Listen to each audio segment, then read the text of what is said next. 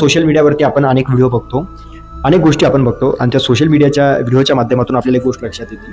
आताचं जे जग आहे हे सगळं भ्रमात चाललेलं आहे. ह्या भ्रमात चाललेलं आहे की कोणीतरी काहीतरी तुम्हाला सांगतं आणि तुम्ही त्यांना गुरु बनवता, त्यांचं तुम्ही मार्गदर्शन तुम्ही घेता, पण नंतर कळतं की ज्या व्यक्तीचं मार्गदर्शन तुम्ही घेत होते त्याच व्यक्तीला स्वतःला कुठं जायचंय हा रस्ता माहीत नव्हता.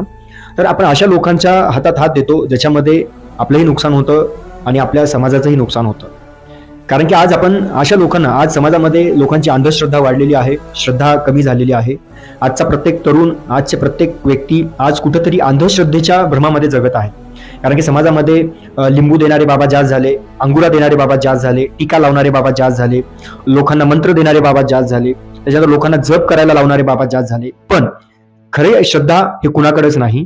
पण आपल्याला अंधश्रद्धेच्या बळी जाण्यापेक्षा श्रद्धा काय असते, देवाची भक्ती काय असते, देवाची भक्ती दिखाऊ नसते. देवाची भक्ती तुम्ही लोकांना दाखवण्यासाठी करत असाल तर ती भक्ती काहीच कामाची नाही. अशी संख्या समाजात वाढत चाललेली आहेत आणि आपण त्याच्या बळी पडत आहे. त्यामुळे मित्रांनो, एक गोष्ट लक्षात घ्या, कारण की अंधश्रद्धेच्या जर बळी तुम्ही पडचाल तर तुम्ही स्वतःचं नुकसान करून घेताय. तर अंधश्रद्धेच्या बळी पडू नका. स्वतःच्या कर्मावरती विश्वास ठेवा.